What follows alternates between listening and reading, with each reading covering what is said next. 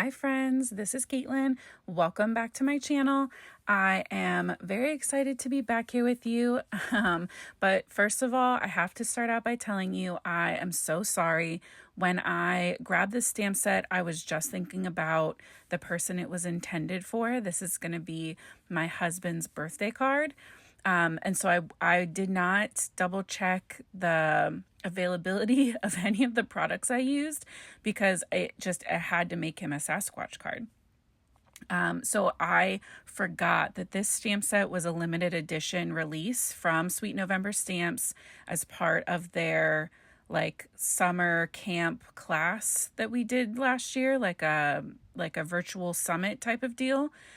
So this is not a stamp set that's available in their store. So for that, I apologize, but all of the coloring and the scene building and the other techniques that I use are super applicable to any scene that you're building. So I hope that you will stick around and watch with me and hang out while we catch up.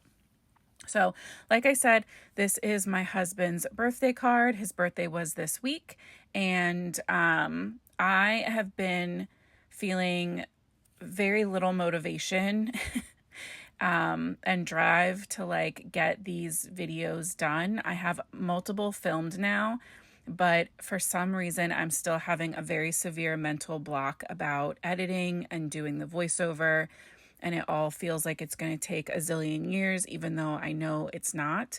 So I just appreciate your patience, and I'm very excited now that I'm in the process to share this scene with you. So I started out by laying out all of my stamps on my glass surface just to make sure that the scene was going to kind of fit my vision. And then I put all of those stamps on my Copic Express It paper in my MISTI, and I shut the door, and whatever sticks to the door is the layer that is going to get stamped first. So for us, the ones in the foreground, you always want to stamp the images that are going to be closest to you first, and the further back into the background you go, those become your back layers, your secondary, third, fourth, however many layers you're going to do. So the two ants and the fire all got stamped first and got masked with Heffy Doodle tape, which is my new favorite thing for masking. I do still love my Post-it notes, but the Heffy Doodle tape is really nice. And we did a collab with them recently for Sweet November Stamps. So every time I've tried their products, I have enjoyed them. I have zero complaints. So once I stamped and masked those three images, I went in with the little fairy and the Sasquatch and stamped those. And then this is definitely a long, kind of intense coloring session. So get a snack, maybe pause this, go get a drink and a snack and come back and hang out. Or if you need to watch this in bits, I also understand that. I personally watch a lot of YouTube while I'm doing the dishes, and it makes the whole process go much faster. So I started out with coloring my two little ants. One is holding a chocolate bar and the other is holding a graham cracker because they want in on the s'mores making party. I did a very centralized light source for my coloring. So all of the light will be shining out from this bonfire. For the rocks, I went in with my grays right on the bottom and then shaded the top of the rocks all the way around the circle with yellow. And now I'm coloring in my fire. I like to keep the center of my fire more of that brighter, lighter yellow, and then make it a little more golden as it goes out, and then adding orange right to the edges, right to the tips of those flames. I was kind of stumped on how I was going to color the Sasquatch and if I wanted his face to be darker or skin tone. So I just started with my little fairy because at this point I'm very comfortable coloring in these little wees from Sweet November Stamps. And I can tell you, if you love this general style, Amy has a zillion different of these little fair wees available. And there is a stamp set that has a Yeti that looks very similar to this Sasquatch, like they're BFFs. So, or like a Bigfoot, I guess. So the joke with my husband has always been that he's my Sasquatch and I'm his Sasquatch, like squish. So when I remembered I had this stamp set from last year, I just had to grab it. So I'm the fairy, he's the Sasquatch, and my children told me that they are the ants, even though that was not originally my intention. I'm fine with it. So I shaded in my fairy to look as much like me as possible. And I left the highlights of her face over to the right towards the center, and I added in some light yellow there to kind of create that fire glow. And I also added that yellow to her arm and her leg that's closest to the fire. I went in with my E49, 59, 57, which is my usual kind of dark brown hair color combination that I prefer. And I left the very front part of her bangs very like open as long as I could, and we're going to add some yellow there as well. But it looked weird, so I still ended up toning it with some E markers. I think I did like E55 just over those front bits, but I still wanted them to have that kind of warm glow feeling. For some reason, that yellow was just not doing it for me, just in that one spot. But on the skin, and we're going to do the same kind of glow over on our Sasquatch in a minute, and I do love how all of that worked out for him. So I did go in with some light BV markers to shade her wings in. I just kept them super simple, but I knew I was going to be going in with green to create a bush behind them. So I thought purple would stand out really nicely against that green. For my Sasquatch, for the skin areas, I decided to go with a similar skin tone to what I gave the fairy. So I'm going in with my E04, my E13 to kind of blend that out. And then we will pull in some of that E11. And again, those super light yellow markers on the left side of the Sasquatch. Again, the side that's closest to the fire is what's going to get that yellow glow. And sometimes I blend that out with a little bit of like a E00, like I am here, but you could also skip that. I also added some Y11 as like a base to the areas of the fur that I knew were going to have that glow a little more strong. I just found that it was a little bit easier to kind of run that through first and let it kind of peek out through the fur instead of trying to remember to leave white space to add it in later. But play around with it. You can kind of flip back and forth and see what works for you.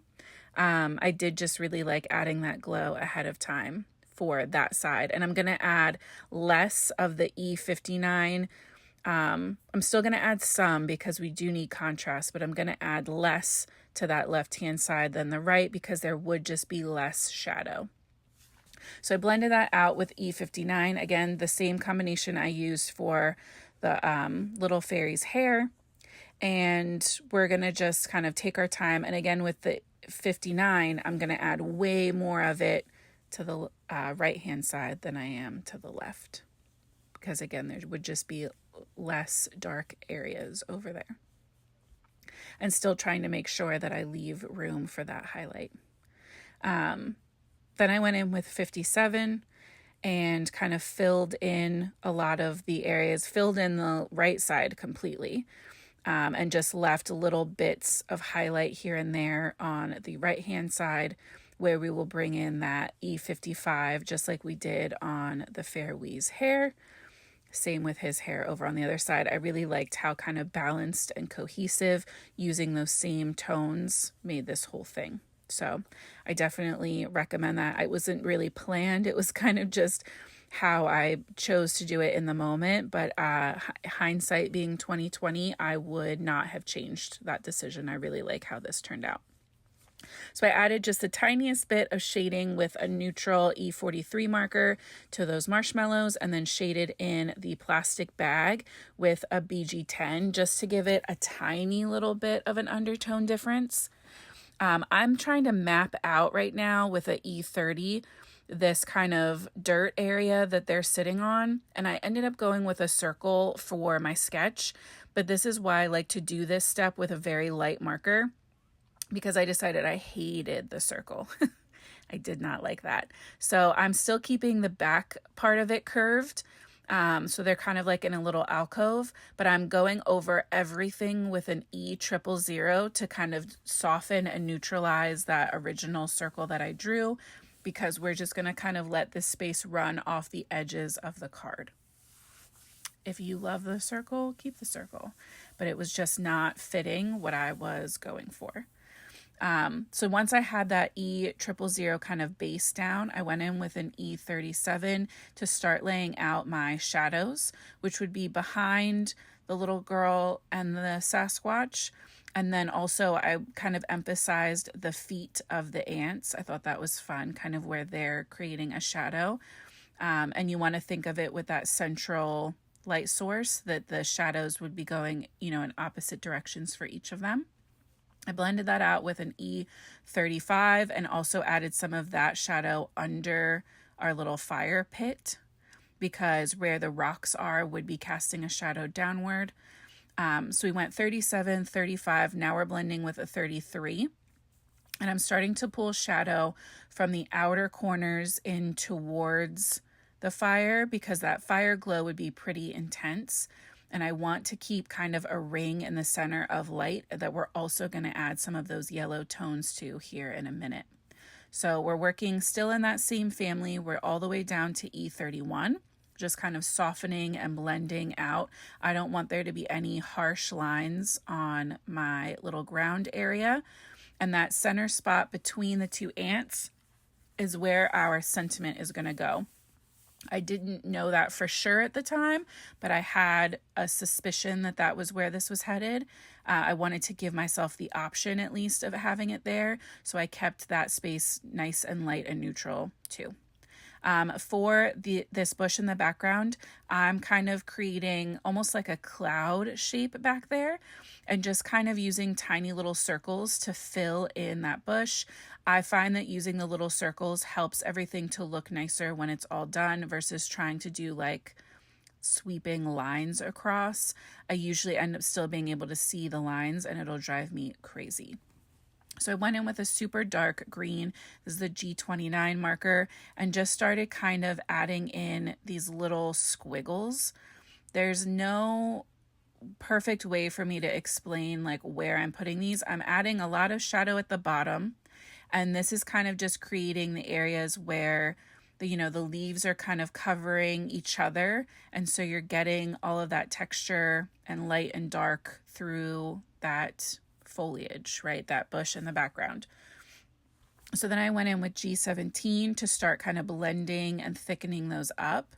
And you're just kind of breaking up that solid mass of green across the back, giving it a lot of kind of light and dark spaces, especially for a night scene. It would be pretty dramatic. And in general, you want the bottom to be darker and the top to be lighter, because moonlight and the firelight would be shining kind of more on the top of everything versus the bottom. So I re-emphasized that bottom shadow and tried to kind of break up the like solid straight line of the ground. And then I fussy cut just the top section. This is kind of my favorite way to do like an ink blended sky with a Copic colored scene, is to kind of make myself a slightly more solid top edge to my scene and fussy cut it. This is not a new technique for me, but I just love sharing it with you every time, because I think for anyone who's newer to coloring or who maybe isn't super stoked about Copic coloring skies in general, it's my biggest insecurity coloring wise, but I love to ink blend. So this is like the perfect solution for me. So I went in with Distress Oxides. You can use whatever inks that you like to blend with. Distress inks, Catherine Pooler inks are beautiful. I also have some Pink and Main and some My Favorite Things ink. So literally whatever makes you happy. I just really love how the oxides blend. And I knew that I wanted to create this nice kind of gray glow around my moon. So that's why I went for my oxides. But again, use whatever you have that makes you happy. Because I'm going kind of over some of my Uncharted Mariner with that Lost Shadow light gray, I did clean off my brush in between just to make sure that I wasn't just coating everything in blue. My brush was picking up a lot of that blue while I was depositing the gray. I added some black soot to the outer edges. That's going to help to kind of create that dark and moody night feeling. And then I'm going to go in with my PH Martin's, something like that. I'll put it in the description below. This bleed proof white.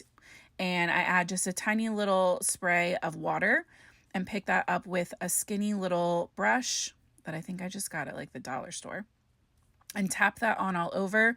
I do put that aside for a couple minutes to dry because in the past, you may remember a video where I didn't let it dry and then I smeared and had like shooting stars, and that was not the vibe today. So I like to break up the solid white underneath by adding some Lost Shadow before I put my stencil down. Then I did go over the whole thing with Lost Shadow and also added in some hickory smoke to kind of my moon craters. And then I will add tape runner to the back of my little scene and pop that right on top. Then I'm going to add a double stitched rectangle die from My Favorite Things and run that through my die cutting machine so we get that nice double stitched edge all the way around. And I pop that onto this green plaid. Green is my husband's favorite color. So we're going to have just that tiny little mat of this plaid. This is an older paper from My Favorite Things that I'm trying to use up because I don't think it's available anymore. And I was torn about adding my sentiment to the bottom or to the moon, but I just really love how bright and glowy that moon looked. So instead of breaking that up, I decided to add my happy birthday right down at the bottom in black ink. And that brings this card together. So thank you so much for coming to hang out with me. I hope this will inspire you to do something crafty and creative today. I hope that you have the most amazing week. I will see you soon. And until next time, happy crafting.